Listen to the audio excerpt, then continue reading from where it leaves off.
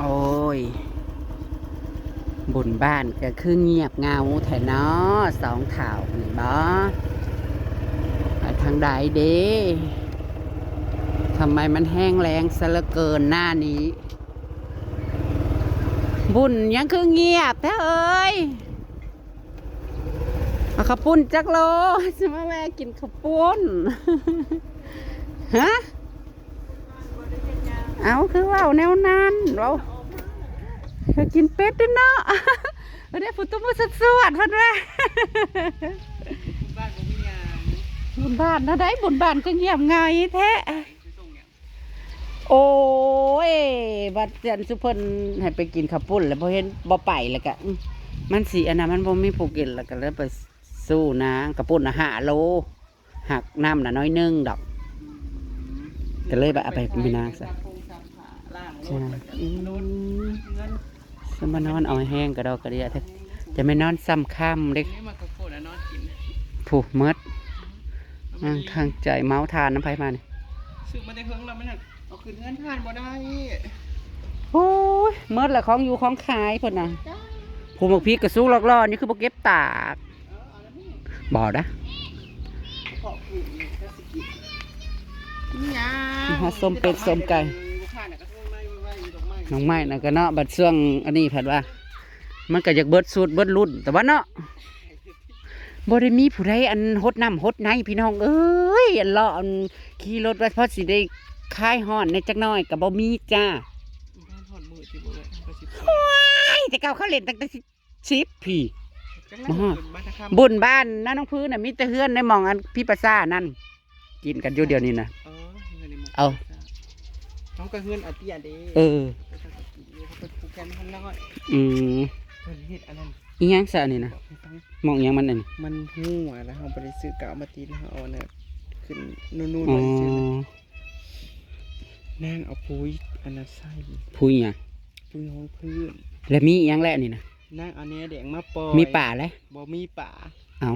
าแหนแดงมาปล่อยแล้วนางใส่ปุ๋ยจะสร้างปลาเค็งนางน่ะนี่ปุ๋ยแหนนะปุ๋ยอันห้องพื้นเฮานี่แหละเอามาใส่แล้วมึงนี่น่ะตายเบิดตายบ่นี่นะตายเบิดนี่น่ะเฮ็ดแหนน่ะนี่มองอันบันคืมนั่นไปซื้อในมองครับต่อนั่นแล้วเอาเกลือเป็ดอยู่ก็เป็นแม่พันธุ์พ่อพันธุ์เธอนะพ่อมันบ่นั่น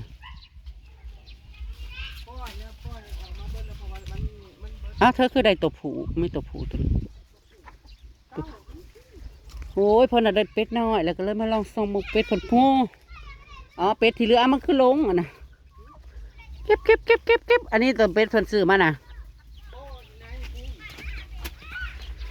ในตัวนี้ลูกเป็ดตัวเองบ่ลูกเป็ดอันไปซื้อมันเข้ามาอุ้ยเพิ่นอะไรเนี่ยเป็ดหน่อยครับโอ้ยงามไก่อันนี้เด้มันไข่แล้วมันเป็นลูกแล้วเป็ดเพิ่นน่ะนี่แหละลอยโตนะเรือซ้ำนี้2-3โตคือเป๋หมอนะบ่เนาะบ่ได้เป๋บ่อ้วนบ่ยังแบบมันเป็นยังไงอากาศมันร้อนแล้วมันก็กินอาหารบ่อยากเก่งมันไปซื้อนะมันบักดีมา21โตก็มาเลี้ยงคู่ละเท่าไรเพิ่นขายตัวละ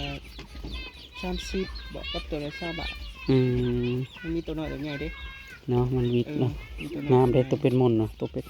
โคโลดอยู่เป็ดผู้และอันนี้ลูกเป็ดตะคอเลยกับไก่ไก่เฮาแล้วมันเป็นชนลายแล้วมันจะเป็นจ้อยนะคังเลยจักนั่งโหลดบ่เคยอย่างไงมันตัวใหญ่เพิ่นตั้งตัวใหญ่เขาไปเขาไก่เพิ่นก็ตะแกบบ่ฮึฝุ่นบ่นี่นะเก็บก็ยังลายตู่ตืบอยู่ได้เนาะว่าแล้วล่ะเป็ดเพิ่นน่ะเป็นเช้าอยู่ก็เสียดายเนาะคันสั้นแล้วอันนี้คือลายต่างหมู่แต่สีลายแปลกๆมือคือค้างไว้อยู่ไก่ผูนั่นเป็นนะไก่ตีบ่ไก่ตีลงเพิ่นนั่นเด้แต่ว่าคือเข้ามาว่าแม่มันเตบ่ไข่ขึ้นฟ้าอันนี้แล้วเป็ดไข่เธอน่ะย่างอยู่นี่นะย่างไข่อยู่บ่เป็ดเธอเป็ดนะ เพิ่นเอาให้อันใกล้ภาคบ่ อืม เมื่อไรแหละกาซองแม่คือโตเก้านะคือจะว่าเด้นะมีตัวนั่นกับตัวนั่นสองแม่ เนาะไก่อันนี้เพิ่นน่ะยังใหญ่ขึ้นเยอะงามได้อยากได้เด้ถ้ามันได้ลูกแล้วสิมาขอซื้อนำมันคือเป็นอันนั้นก้อยๆไก่อันนี้เพิ่นนี่แหละ เอออันนั้น ไก่สด มัน มันบ่มีลูกบ่บ่มีลูกบ่ ยังมันเข้า เนาะ โอ้โหอันนี้นะ ผัวมัน หัว เมีย มันอันนั้นเมียมัน คือนานไข่แต่หึงเลยได้พอไข่แล้ว บวกไข่ หมดไก่น้อยเธอผัดใหญ่เนาะไก่ของเฮาน่ะใหญ่แต่ตัวใหญ่บัดตัวใหญ่ก็ใหญ่โคโลดอยู่ อืมมันฮ้อนแล้วจะสิไปใส่อันนี้นะปล่อยที่เพิ่นเออกไปเลี้ยงนะให้ที่เพิ่นบอก อืมเอาไปหากินกว่าผู้อาหารพุ่น กล้องไล่ให้ออกก็บอก ไปมาซองแว่เบิ่งซื่อๆพี่น้อง อันบุญบ้านเพิ่นแต่ว่าบ่ได้เฮ็ดหยังดอกเนาะ ลูกนะ บุญสังฆทานเพลซื่อ เอาจากไล่ให้มันออกไปกินข้าว ๆมืออื่นกับบุญบ้านห้อยปังเลยเนาะ อืม แน่สิได้อยู่บ่ คือว่าชาวบ้านวันจะไปบ่เลยนะ นางตุยน่ะก็เล่าอันเฮ็ดอันนั้นอีกแล้วมื้ออื่นน่ะก็สิได้ขึ้นปักซองเลยไปฝากของ เอามาคือเดียวมา โอ้ยนางฮ้อนนางก็บ่ไปนํไปส่งกระปุ่นให้นางตุย ไล่ออกนอกให้มันไปกินข้าว อืม แต่วันง่ายครับไอ้ซีนี่ตัวนี้นะ เป็ด จะ น่ะ เอาเมื่อไหร่เป็นระดับ ก็ใหญ่อยู่เด้อล่ะ ข้าววันง่ายค่ะ มันใหญ่มันต่างกันเบิ่งตีนมันกับปานเป็ดผูเฮ้ย ตัวนี้เนาะ ตีนมันน่ะบ่ได้ซ้ำตีนเป็ดผู มันง่ายโอ้โห โอ้เนาะคันแม่นว่าได้พอพันธุ์อาจอยากได้แต่เป็ดผูน่ะนะมาเฮ็ดพอพันธุ์มันเนาะ ดีนะ เขาก็คือบ่ขายบ่เขาคัดมาแล้วเรียบร้อยแล้วนี่ไม่ได้แต่ตัวแม่เบิดเขาบ่ให้ เขาบ่ได้ขาด อือค่าอะไรๆเฮาได้อันมันมีเป็ดมนตัวหนึงน่ะจักเป็ดผู้ใดมันมาอยู่นํเลยน่ะในเฮือนน่ะไล่มันก็บ่ไป ก็เป็นเป็ดเฮาเนาะ อันนี้ก็สิค้างไว้มันยังแบบมันปล่อย เนี่ยเตะเขา อ๋อ มันบ่ได้ไปมันซาเป็ด นั่นบอก มันบ่ฮู้ เอาก็เดี๋ยวว่าตอนนั้นหายไป4 มื้อแล้วก็นำผู้สาวคุกเกือบไม่ทอดเหือ อืมแล้วค่อยเอาเป็ดตัวนั้นไก่ตัวนั้นผสมเอ้า ใกล้ที่กระซับคือกัน มันต่อเป็ดเนาะบัดไก่ในเฮือนมันผัดบ่ตอดเป็ดได้ไก่ผู้มนนะ อันนี้คันไปอยู่เฮือนน่ะสิแย่3ตัว สามบ่กะยองน่ะ 3ตัวตัวนึงได้อยู่ซั่น เบิ่งคือไข่อ่ะบ่แม่นคือไข่ เก็บนี่ก็ฮักกระบอกอีก6-7 หน่วยจักสิออกบ่จักไข่14 13บ่ 15 หน่วยบ่วะ 13หน่วยไข่16หน่วย อันเมื่อยอันไก่น่ะไปหุ่ม เพิ่นก็ได้ไล่ตามเขาน่ะ ไปหุ่มฟักน้ำเป็ดน่ะเขาละเบื่อเด้มันสิออกอยู่บ่เด้ ยามมี เป็ เป็ ด ด เงินพะล้นแล้วก็บ่ยังเอา ไข่18 หน่วยโอ้ย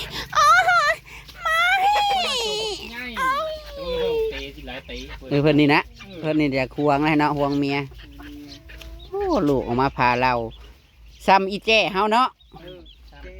แจ้ข่าว อีแจ้น่ะเอาไก่น้อยให้ คน เลี้ยงน่ะจิบ ซื้อนี่นะ เป็นซะ ง่ายเด้อสิ แม่นบ่ มันบ่ได้ง่ายนะเป็นไก่ สิง่ายยังเอ็ดเล็ดเอาตายบ่นี่นะ มันอันนั้นมันบ่สมบูรณ์แต่เอาดึงออก อืม ไข่เด็กมันแตกมันบ่เข้าน่ะมัน เอาเป็นนวดเจ้านั่นนี่นะ แล้วลูกเป็นตัวเองออกในจักโตวนี่นะตัวน้อย12 ปลาห้าน้ำกันไว้ที่ขันนี่ ถ่ายใหญ่ท่าน แส กัน ดงว่าของเขาน่ะ21โตแล้วของเจ้ามาตื่มอีก12 ส่วนนี้ อันเนี้ยใส่น้ำเพิ่นก็จะแม่นอันน้อยเป็ดเนี่ยกินหลาย ว่าสิซื้อไปมันก็ว่าสิซื้อกับบริ ของเฮาเด้2ตัวมันออกก่อนแล้วไปปล่อยใส่กับไก่อยู่ เอ้ย แตกๆนี่สิ หมอนี่คือหัววากว่าไก่ตีบ่ เออเป็ดไก่ซับมัน เท่าใดเป็นแบบ ดีเนี่ยมันเป็นตะ มันสีมันบ่คือหมู เทาๆบ่คือหมู สีคือเป็ดกะละละแล เพราะว่าสีเดิมอยู่ข้างงานเกี่ยว และอันอยู่ในคอกนี่ได้ซะเพิ่นคือเอาแยกหมูซะ ต้นไม้มันออได้เป็ดโตเป็ดโต อันนั้น อ๋ออันเล็กก็ไก่เป็ดตัวเอง กับเป็ดกับไก่แล้วก็บ่ได้ลงว่าเสียวลง คือบ่เอาลงมาใส่กันเลย บ่ง่ายขึ้นแล้ว ไก่เพิ่นนี่โห2 4 6 8 อัน 12 น่ะอยู่นอกคนใด 12 ตัว รักเป็นสาวเป็นบ้าว งามจ้าวันนี้ก็เลยมา นี่กับ แวะ ม้อยขังมันเลย แวะส้มเป็ดส้มไก่เบาน้ำจ้าโอ้ยฮ้อน โอ้คันอันนี้คือเอาไว้เมิดแม่นบ่น้ำเป็ดนะ แม่นพ่อแม่พันธุ์เบิด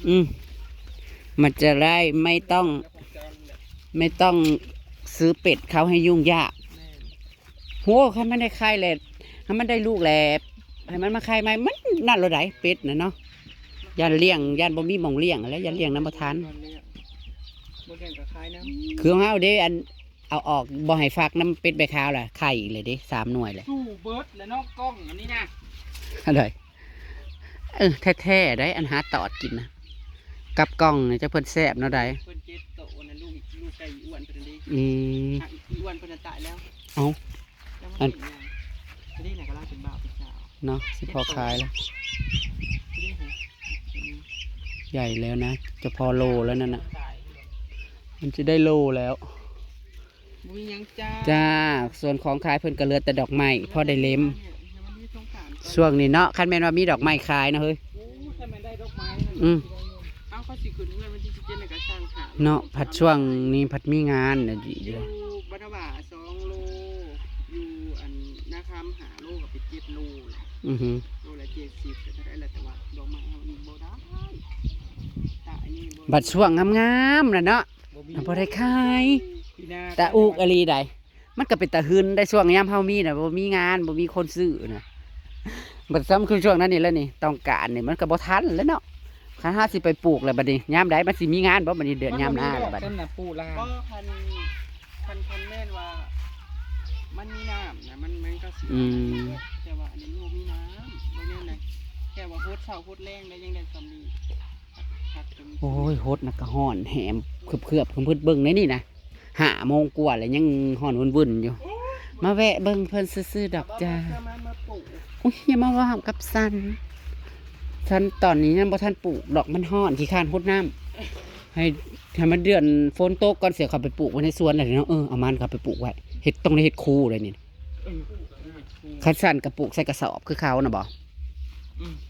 จอแล้วก็ปลูก จะก็สิอย่างยังจะก็สร้างดินคลองมาเลยก็ปลูก บ่ได้ว่าสิสร้างให้มันยากดินของ ของเฮานี่ บ่ดินทรายซื่อๆใครว่าดินคลองไอ้แท้ก็ยังว่า ดินคลองนี่มันสร้างไว้ บ่เฮาสิคูนเฮ็ดคูปลูกในสวนนั่นแหละเพราะว่ายามฝนมันต้องเฮ็ดคูไว้เนาะ นี่จักมันสิเฮ็ดเฮือนหรือมันสิเฮ็ดอะไรพวกนี้ สิมาเอา หมดเลย50 มันอิหยัง มันดิอันเรื่องที่อัน มันเหลืองแซ่บๆบ่ ที่เอา จ้ะ เอาไปกินนะ แล้วจะมาขอไอ้ มีมันญี่ปุ่น ไป น ปลูก ำ อื มี อฮึ มันขาวแน่จังหวะเผา โตได้นอน อยากได้ดินนี่นั่นจักแนวใดมีซุปสีโทมเดินให้นี่ก็ได้ ไปเมื่อพี่น้องเอ้ยมาแวะส่งเป็ดเพิ่นฮะ มือไว้ไหน ปักซ่องว่ะ มื้ออื่นน่ะสิขึ้นไปส่งของแล้วนั่งดุยกับเหล้าอันนี่เลยเด้เหล้าคือสังกทานก็สิไปแวะโมไปหยังแล้วก็สิลงมาคันว่า20วันเพิ่นวันอะไรเพิ่นว่าวันที่13เฮาเว้ากันมื้อนั้นน่ะเนาะ เพราะว่ามันเป็นมือปูนบ้านเพิ่นเลย แต่ว่าหากอยู่ห้านเพิ่น สิเลี้ยงอยู่จักเพิ่นว่าสิ เว้าอยู่ห้าน สิอยู่ห้าน ว่าชาวบ้านว่าเนี่ย เว้าคือว่าอยู่ห้าน มันมีข้าวเลี้ยงนะเพราะจะเก็บที่หน้า อยากเล่นอยู่บ้านบอกเรื่องใดๆก็ยังบ่ฮู้ยังรอคำตอบจากเพิ่นอยู่ จ้ะ บ้านน่ เพราะว่า พอยายตางรอมันบ่มีหยังว่ะ ก็แม่นอยู่ เออ มันกี่ขานคนเครื่องคนของเนาะ คันอนาคา